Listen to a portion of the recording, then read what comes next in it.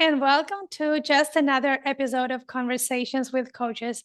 This is a project dedicated to coaches who work in different niches, who use various approaches, and who work globally. And today I'm very happy to introduce Erica Bordin, who is going to tell us about horse-empowered coaching, or whichever the best name for that is. Erica, over to you. Could you introduce yourself a little bit, and how do you call the type of coaching that you do? Yeah, for sure. Well, thank you very much, first of all, and it's a great pleasure to be here. My name, as you well said, is Erica, and I am a PCC-accredited coach with ICF. And I work primarily in the field of leadership, well-being, happiness, and also mental health. And my professional background is actually broader than the horse-assisted coaching practice that I do. So I generally work as a coach, but also as a consultant with both individuals, teams, and organizations. And usually the teams revolve around resilience, decision-making, sustainable performance. And my approach is all based on the principles of positive psychology. So as you well said, the approach that myself and also my partner have with horses is called horse-empowered coaching. And as mentioned, it's not my main business, but it's actually a very intentional and specialized part of my work as a coach. And I came to it after many years of coaching practice when I realized some learning processes, and especially around presence, self-awareness, and relational patterns that with the presence of horses, they can be accelerated and embodied at a much deeper level through experiential work with the horses. So today I integrate horses as part and co-facilitators of the learning process, not as a technique, and we'll go deeper into that, but as a relational mirror that supports profound awareness and transformation in individuals.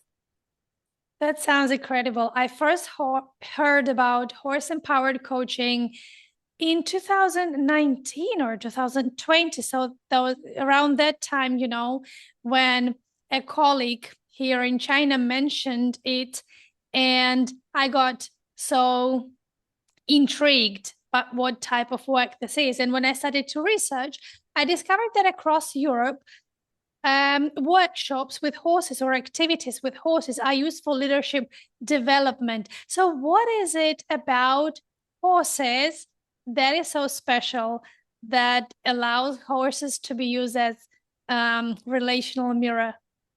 Yeah, well, just to clarify, you will probably find around the world many names for this practice. Like in France, there is equi-coaching, then there is equine-assisted coaching and horse-assisted coaching. And so there's many practices around that, but horses are also used for therapy, for learning activities, for entertaining activities as well, that are all revolving around personal growth as individuals. And the way we work with horses, so horse-assisted or empowered coaching, as we want to call it, is like any other professional coach.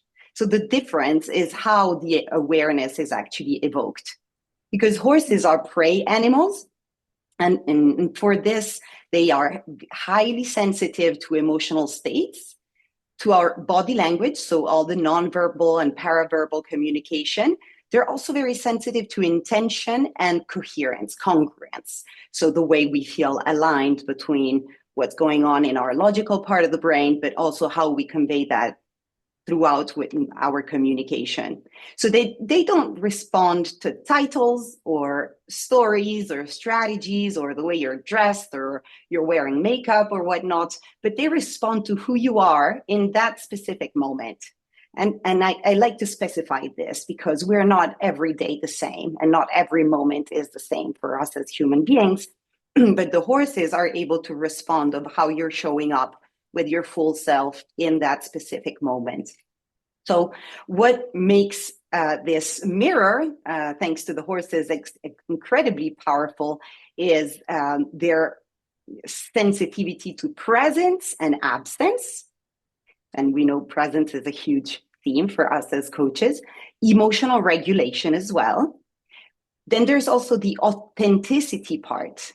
So are we speaking the truth across our whole being?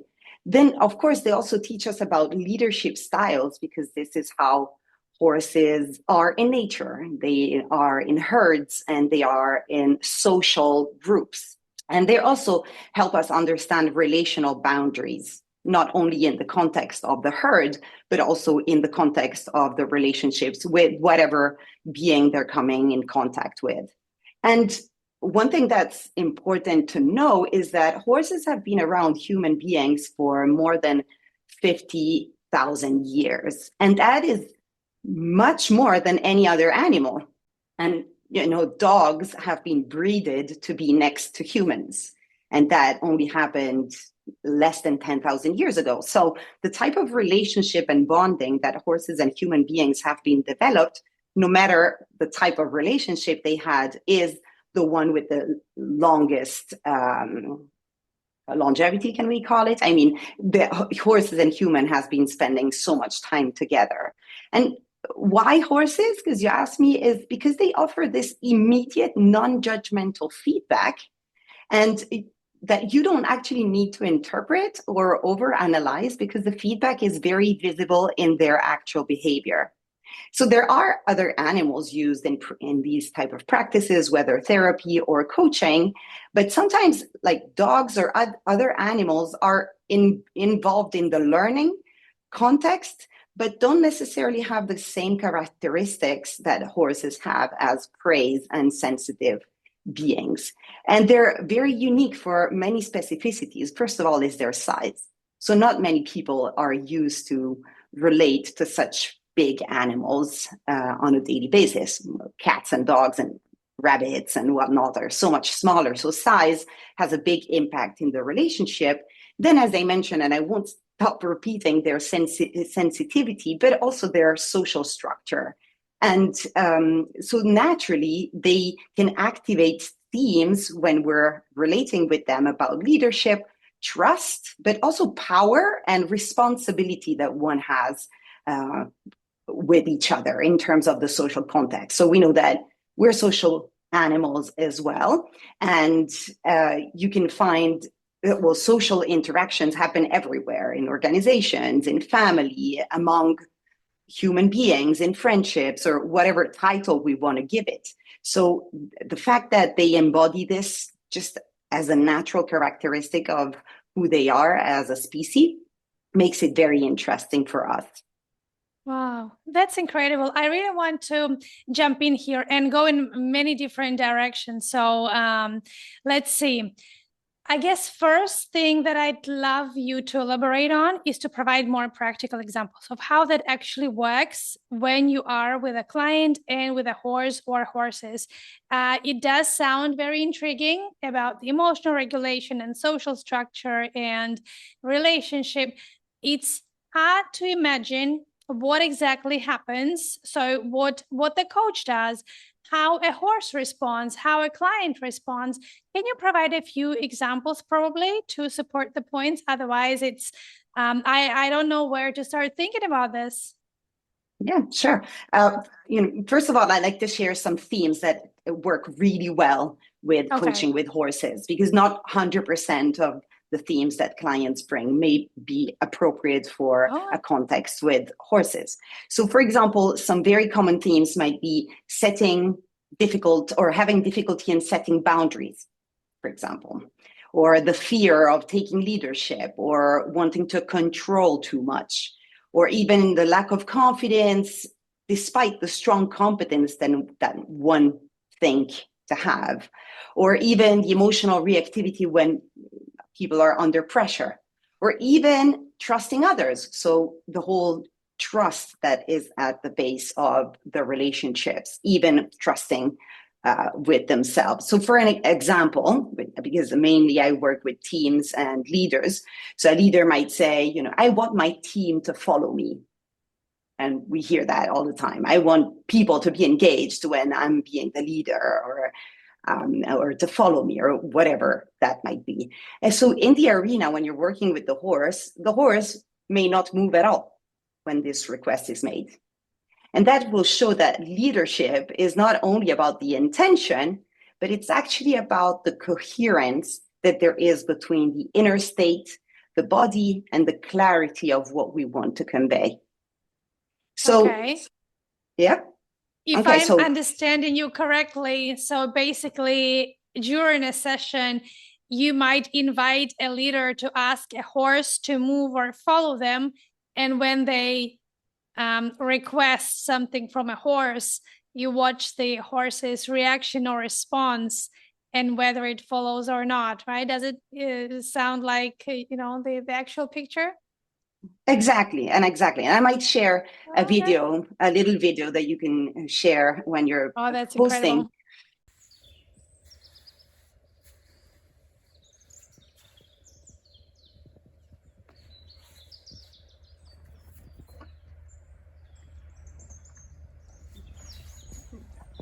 Yes, because literally it's about, okay, so let's suppose this horse is it's a team member and you are the leader in this situation. What do you need? What is the question? What do you want this team member to do as a response to you of a leader? And they would say, follow me, for example, or do something, and then we ask them, okay, just go ahead and try. So we invite them to physically engage with the experience of having the horse to follow you. But of course, the horse will not follow you if you're just wanting to be the title of the leader and you're not wanting to bring your full self into the picture. So the leader, or the titled leader, because we are very fond of titles, but being a leader isn't necessarily connected to the title that you've been given, but it's the way you show up with other individuals. So literally, we ask the client to having the horse follow them, with them embodying the leader. And what we may observe is that the horse doesn't move at all. And so this will give us many insights about what might happen to the leader when they're observing that the team member represented by the horse is not following them. This might cause frustration. This might cause doubt, self-doubting, hesitation, and all of that is picked up by the horse. But what they do, they will actually give us a clear picture that leadership is not about just having the intention to having others to follow, but it's about the coherence that there is between your inner state of calm, of confidence, your body, the way you're communicating with your nonverbal communication, paraverbal communication, which we all know is huge in communication, and also the clarity that you have and you're conveying about what is it exactly that you are wanting others to respond to. So another example is, for example, a client working with decision making. Horses will immediately reveal and provide feedback on the impact of the client's hesitation. So already the client is coming with wanting to make a decision, but for sure there's something holding them back, because otherwise they wouldn't have come to coaching. And the horse will immediately respond to this hesitation, to the overthinking of the client, because In what way? They will just give different responses, react physically, they will move away, or they will feel awkward, they will not have understood what the real intention is, because there isn't clarity. If there is hesitation, there will be clarity in the way that the client is asking the horse to be doing something, or even the lack of commitment. Sometimes wanting to make a decision, there is a lack of commitment of really wanting to make the decision. And horse will feel that, because being praised, horses will only do what they're motivated by. And if they feel that there is a reason, or if they feel that their innate response is to do whatever is asked of them. But in front of hesitation, horses being praised means that in their social environment within the herd, for example, there is one horse who is hesitating going in one direction because he's afraid there might be an animal that could attack them. No one's going to follow him. So they absolutely read what's going on within yourself and how this is coming about in the conversation that they're establishing. And the cool thing is that this insight doesn't come from me as the coach, but it comes from the lived experience with the animal. And my role as the coach is to help the client translate the experience that they're having into awareness, and then eventually train themselves, like a sort of biofeedback, because you get this feedback immediately and you can adapt your response and understanding what might work and what is it that you need to be doing differently to be able to achieve what you want to achieve. So action in the end. Okay. Are these horses specifically trained? Is it possible for a horse to follow a stranger? So even if they feel confident, even if they have a great presence and calm inside, but it's a stranger for a horse, will the horse follow? It can. So this needs to be clarified. Most of the horses that we imagine do not live in their natural environment. Most of the horses are in stables. They do not have social interactions, so they become incompetent as horses. They become trained to respond to a specific request. So yes, you can train a horse to follow anyone, but these are not the horses we work with. The horses we work with live in nature, in the most naturalized environment that can happen, because we want them to be competent as horses. So in order to be competent, and you can imagine a prisoner being in prison, how are they going to develop their intelligence or emotional intelligence? Or are they going to develop their social skills if they're abstracted from their society and they're put into a prison? So these horses that we are used to see in the stables, they're completely lacking all these competencies and skills that we're looking for as coaches. But horses may just follow for so many specific reasons. But when the horse has a choice, it will not until it chooses to. So if you give the horse the choice, one of the things is, are we forcing this horse? Are we putting a lead rope on it, and are we forcing them to follow us? Of course they will. They're very cooperative, because otherwise they wouldn't have lived by us for so many years. But the thing is, when the horse has the freedom to choose and they're in an open field with so many other motivators like grass or just free air or just space or other individuals, their friends, they need to have a strong motivation and a clear request for them to be able to choose intentionally to follow you. Yeah. So how do you see this work aligned with best practices of coaching according to ICF or EMCC? You're a credentialed coach yourself. So do you see this as, say, horse-assisted facilitation that makes part of your coaching session, or do you see this as coaching work? Like, how does that fit? Yeah, well, thank you for asking this, because it's a very important point. And I'm very, very, very strong on ethics and competence compliance, because I also teach students to become coaches. So, I'm very keen on this. And horse-assisted coaching, when it's done professionally, of course, and it's just like coaching. Some people call themselves coach, but they're not professional coaches. When we're doing this professionally, it is fully aligned with the ICF coaching model and competency, because the horse does not replace the coach, and the coach is always responsible, for example, for the coaching agreement, for the ethics, for confidentiality, for the client ownership, and even the learning process. So the horse will not just take ownership of that. We're always responsible for those parts. But from an ICF perspective, horses are a resource to evoke awareness. And it's not an intervention that is imposed on the client.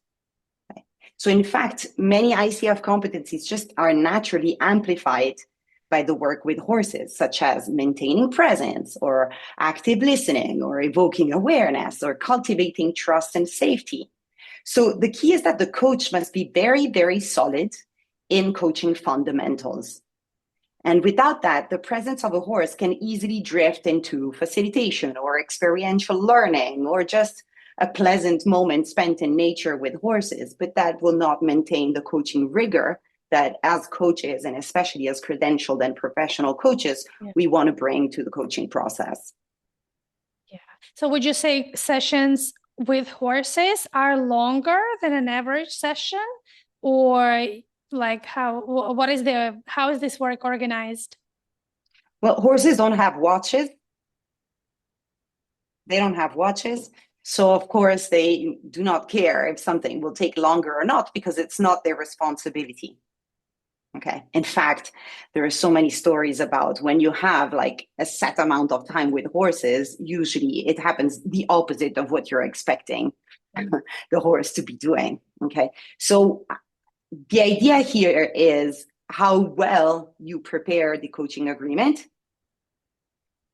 how well you prepare the client for what's going to happen, and how much is the horse involved in the process. Because of course, there's going to be a lot of coaching conversation between the two humans, and the horse will just jump in and out based on the agreement that has been set. Okay. But then the question you've asked me, it's interesting because we can use that as an insight as well. You know, clients might get frustrated if nothing happens. Then what is this saying about the way you want to perform in your life, for example? So because you're practicing your presence, you're listening, and awareness is not evoked in every single coaching session either. So it's about what horses can amplify and enhance about what's going on in that specific coaching session. So personally, I would say that yes, horses may take a little bit longer, but 1 hour is way enough to have so many insights come through with the presence of horses.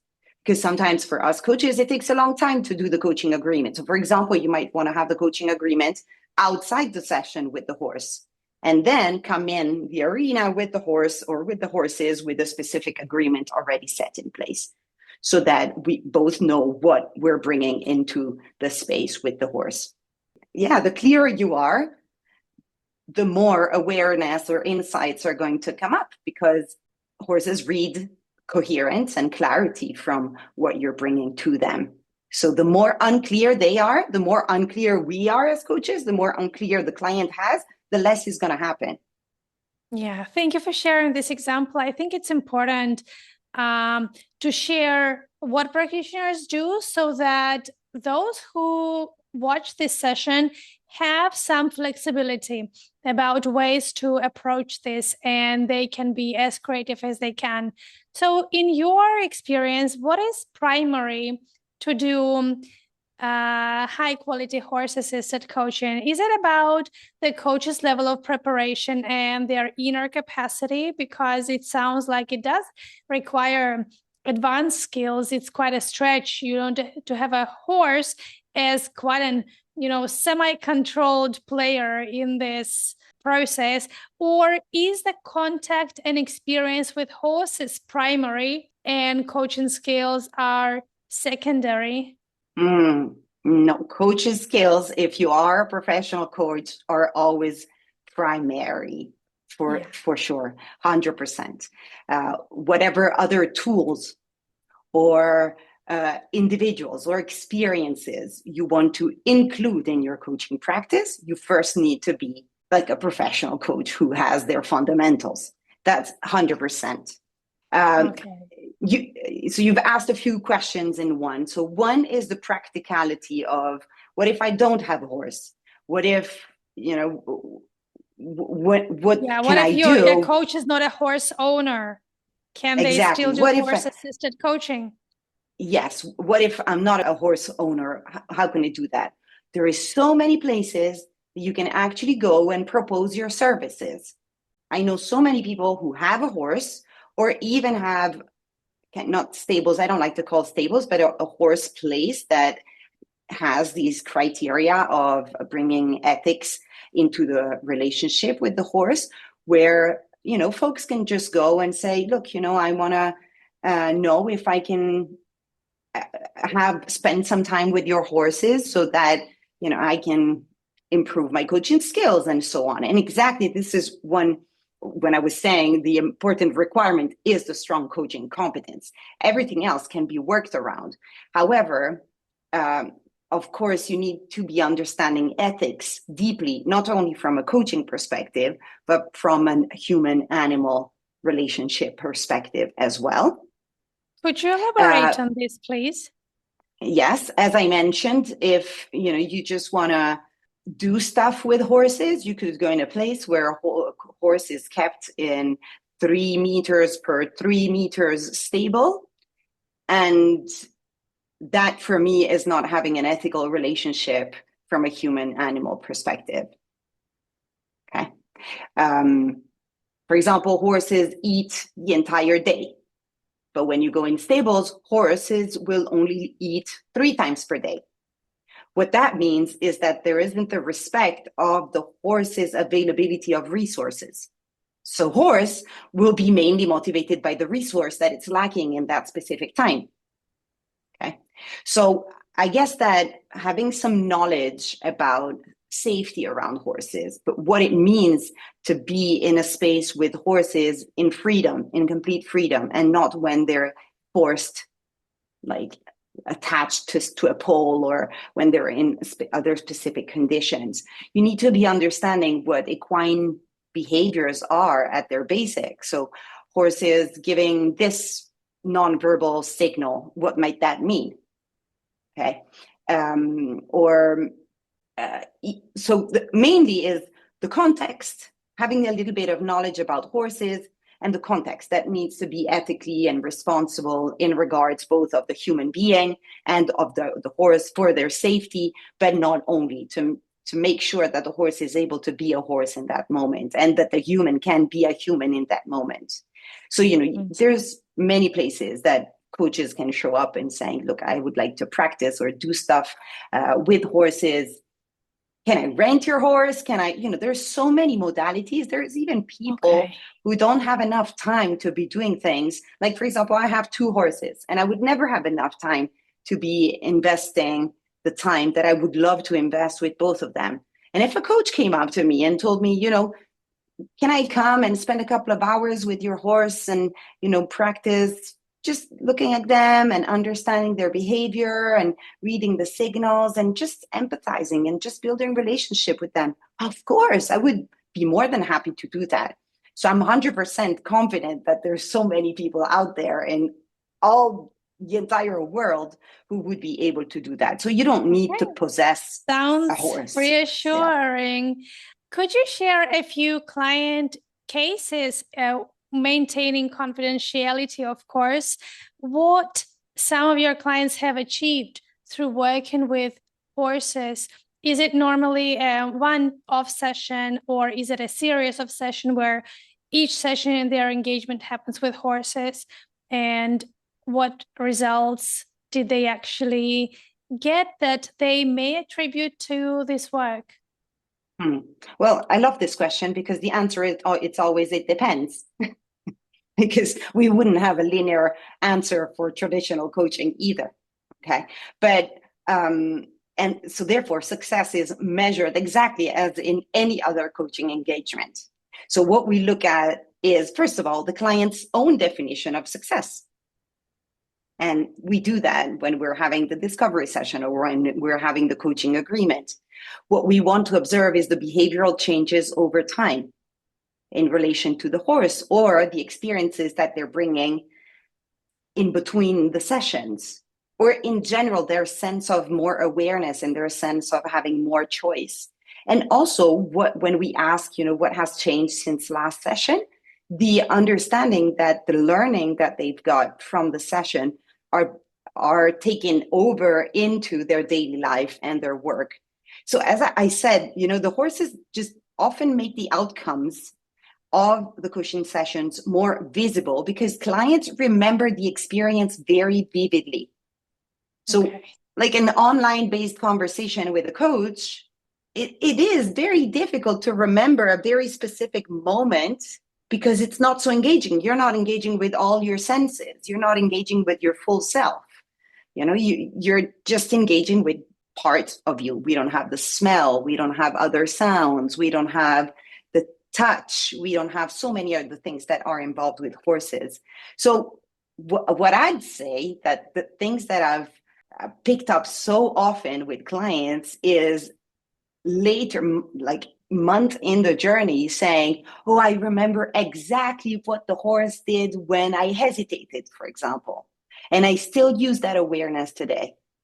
So success is not the interaction with the horse itself, but what changes afterwards. So what this means in practical terms is I've had clients only having sessions with horses. I've had clients having one session just with me and one session with the horse. Or I've had clients over 12 sessions only have 2 or 3 sessions with the horse. So it's an amplifier. So the client might not even be ready on a first session to go out in the field and interact with horses. So some clients have fear of horses just because they're big, for example. So many people live in their urban office style life and never have interaction with nature. So they might not be physically or psychologically ready to do that. Okay. As you know, during this season, there's mud. There's so many people who get frustrated when there is mud on the floor, or when it's raining. People get frustrated because it's raining. So there needs to be some quite a lot of triggers, right? There could be quite a lot of triggers outdoors. I actually love coaching outdoors. I think even the nature is such a big source of inspiration and awareness, and everything that happens around kind of prompts you new ideas. And added to that interaction with the horse, it does sound like an amplifier. Yeah. Well, but can you imagine people having some flies during the summer flying around their face, or mosquitoes? How distracting can that be? Well, so that can be distracting, not only for a client, but I think for a coach as well. And on this note is my next question. So what did you as a coach learn from working with horses? Because I believe horses might have served as amplifier for a coaching capacity as well. Yeah. Well, I have to say that my biggest learning, I can also say achievement, even if we're not always fully achieved in any of the competencies, is presence. And just, talking about the flies and the mosquitoes and all the distractions you can have. When you're working online with a client, it's so much easier to get isolated in what you're actually doing. You close the door, you put the right lighting, and nothing is moving, nothing is changing around you. But when nature and the environment is self-modifying along as time goes by, and the sun and the not sun, and you had organized the coaching session and it's raining, client doesn't want to come, and there is so many things that can happen. So this is my second learning. First of all, is presence. And believe me, I do that even outside of coaching sessions because I have the luck to have 2 horses. So for me, it's just like my mindfulness practice. I just go there and stay and do nothing. And believe me, better than me, there's so many people that just doing nothing is frustrating. They're not used to doing nothing. And so training as a coach for your presence and full presence, especially in very distracting environments such as nature and horses, where you need to be mindful of safety and you need to be mindful. So there's so many things that you need to take in consideration that you can practice presence big time. And this is why I could never underline enough that you need to have your fundamentals as a coach without double thinking. So you definitely need to have that. You cannot go into your own mind of wanting to perform well or prove that you're competent as a coach. You cannot do that because that would be even extra distraction on top of everything else that is happening. So I guess that becoming even more masterful and keeping the presence and the listening, even with all the distractions, is a great learning I've had. The other thing is letting go of performance expectations. Yeah, so that's a good one. yeah, so you do that, especially when you're doing your exams and when you're doing your credentials. You want to be picking all the markers and making sure that you have all the competence fit in your 30 minutes recorded session. And letting go of that when you become a professional coach, it's hard. It's not that easy. And when you get into the context of horses, where you're planning your little session, you're thinking about the exercises that you want to be doing with the horse and with the client and all. And then you kind of build yourself, because we can't avoid doing that. We start building some expectations around, oh, yes, the horse will react like this, or the horse might react like that. So we start building some expectations, and we as coaches might get frustrated in the moment if things are not happening the way we expected them to happen. Like, you've done 100 sessions, 99 sessions, the horse will do exactly the same thing, for example. One session, he will not. And so you're unprepared for that. And I guess that letting go of that sense of performance, and it always goes back to presence. So being really in the moment and letting go of those things that are unnecessary to support the client moving forward. So trusting yourself, trusting the process, and trusting the client in the context of horses is a little harder. So that's another And thing that trusting it the has horse too. solidified. Yes, and trusting the horse too. Absolutely. Yeah, as I was listening to you and I was reflecting on my own journey and development, what was I, or how was I evolving, or what I was letting go, the more mature I got in coaching, with hundreds and hundreds of client coaching hours. And I think another thing that comes to mind is just being kinder to yourself and kinder to others. More empathetic towards your client who's frustrated and who may not be getting what they want from this horse experience, and understanding towards the horse who's acting and doesn't want to do certain things because it just doesn't want to do it. Kinder to yourself and self-forgiving when things don't go well. And another thing that came to mind was around tolerance of uncertainty and complete unpredictability of what might come next. Because in coach education, mentoring, supervision, we often say that coaches work with the unknown, and it's okay. We don't know what happens next. And I think when you are one-on-one with a person, or even if you're one-to-many with a team, it's still more or less predictable, right? What might happen, even if there are some difficult reactions and responses, whereas you might never know what to expect from a horse, right? So you really need to have this tolerance and the inner capacity to face whatever might come next. What do you think? This is true. Horses teach you empathy, like a lot, a lot.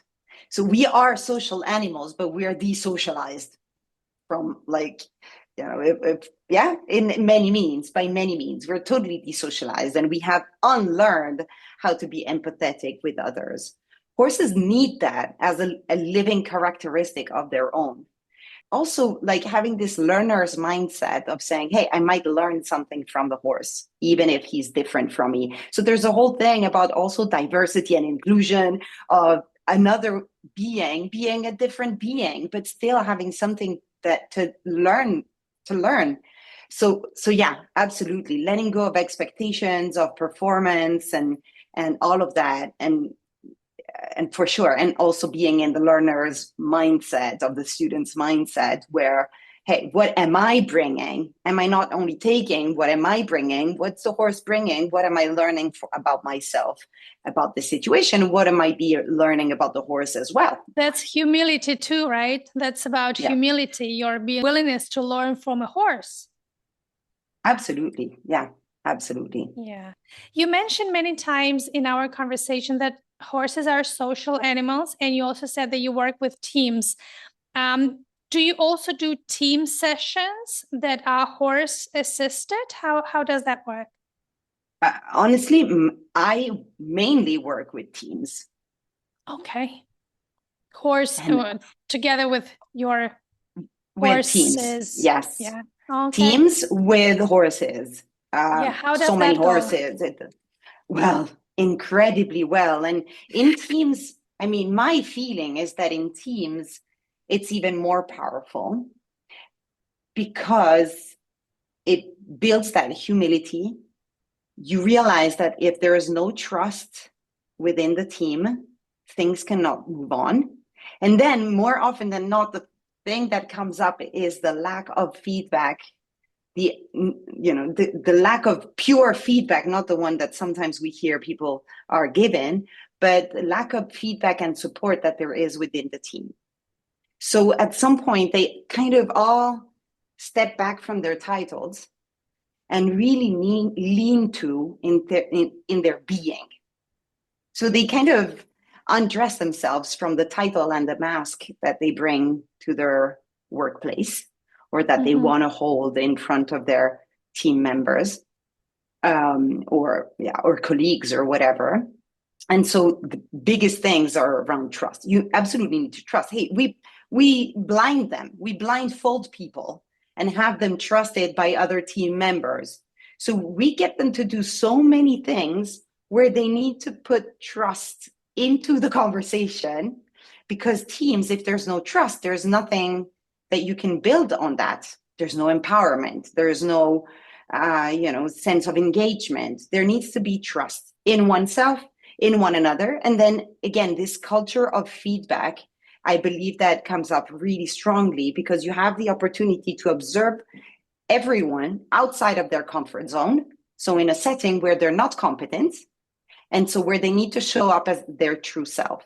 So what happens, the people who provide the feedback will be very gentle and empathetic in the way they provide the feedback, but also the people receiving the feedback will be much more grateful for the feedback that they receive. So we see that, like putting everyone into a space where it's completely uncomfortable for everyone. There are so many important traits of being social and therefore interacting into a team that become visible, that are usually not visible in a work setting.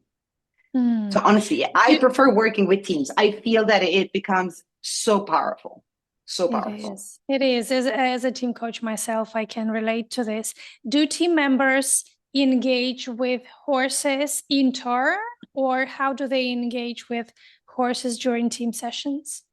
Well, it depends from the exercises. Usually when we work with teams, we have a full day happening. So we need to have them aligned with some theory at the beginning of the day that they're going to spend, especially for, rules and safety and all of that. And also some knowledge about horses, because not everyone has had any experience with horses. So we want to align them on that. And we usually, as team coaching happens, we have a goal for the day, or we have a specific topic that we want to address. So we want to have some initial conversations to make sure that we have that agreement as a team before we move on to the horses. But then usually what we do with teams is we help them work on with a gradual approach. So we first have some exercises where individuals will work either as individuals and are supported by another team member, or as couples. And then we slowly enlarge the competence and the skills that they've acquired during the first exercises to enlarge them to the wider group. So because they're learning something completely new, so we want to start small, just exactly like we do in coaching, and we bring this to a broader level of complexity.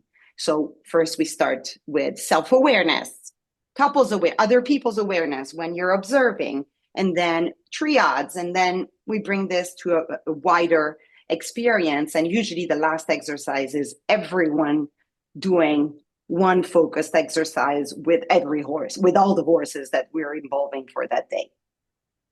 Okay. So usually it's like people get at the end of the day, they're like, oh my gosh, this was I got so emotional to see that as a group we have been able to achieve this or whatever. That's how we usually build.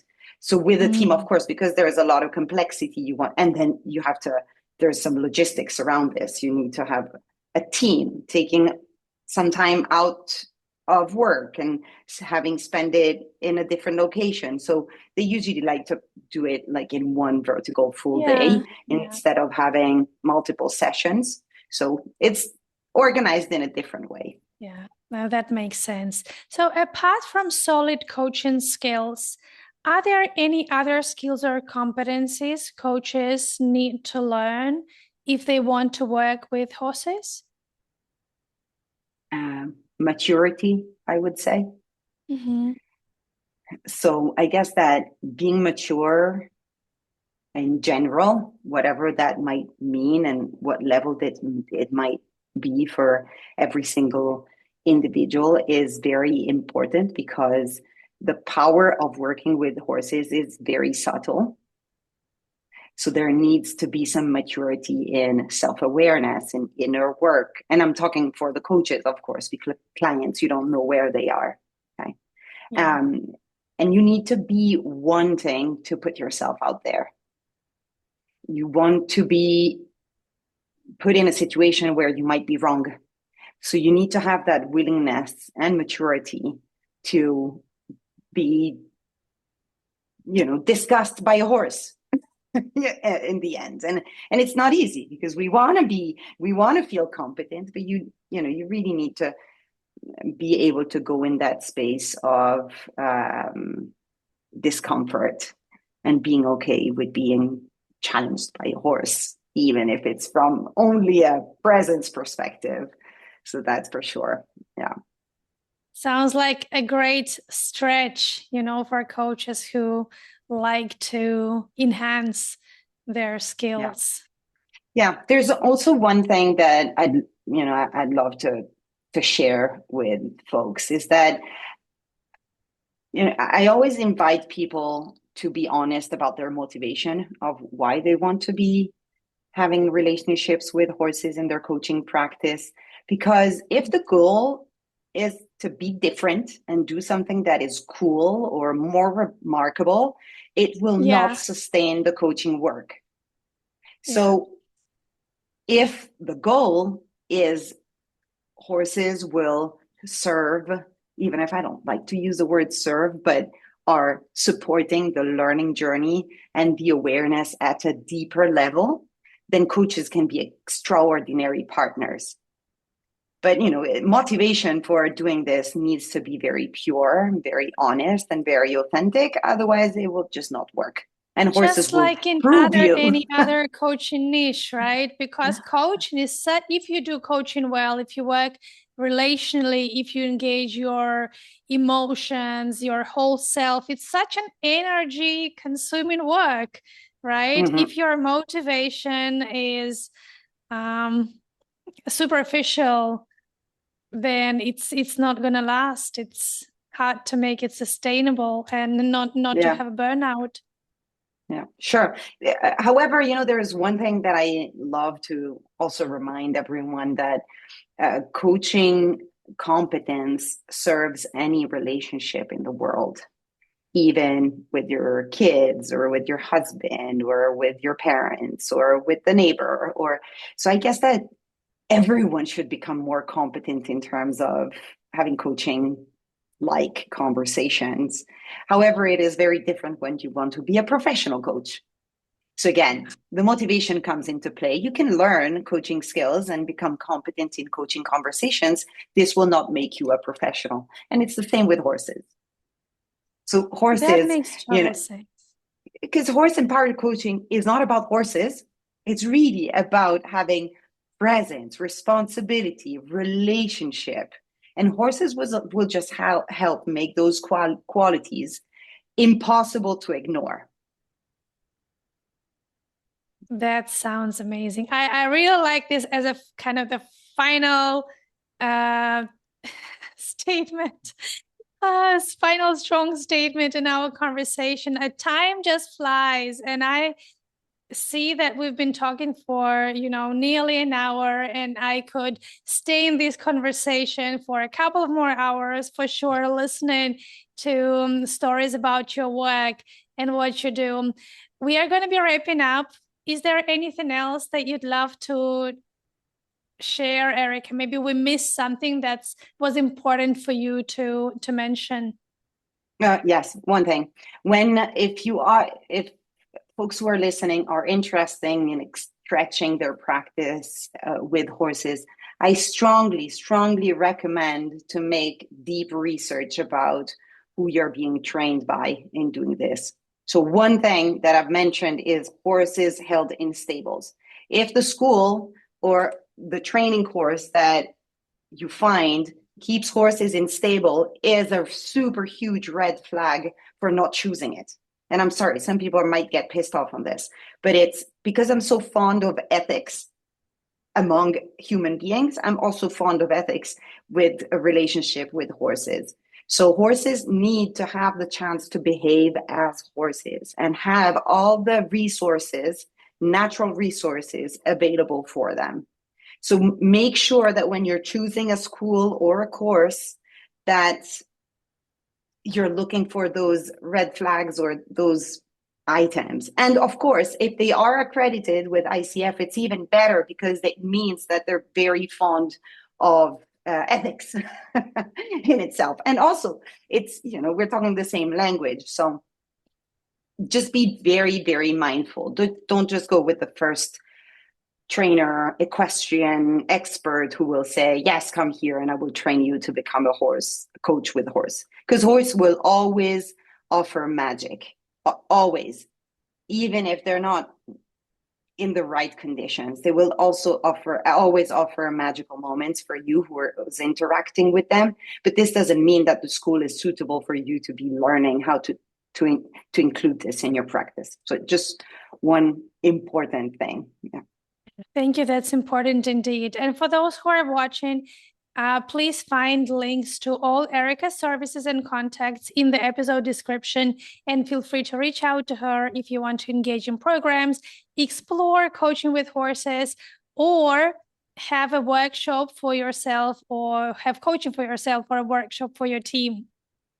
Yeah, or even a curiosity conversation. I'm always open for that. Oh, that's amazing. Thank you so much, Erica. Thanks for your time and sharing so generously. Thank you. It was a great pleasure and an honor to be here.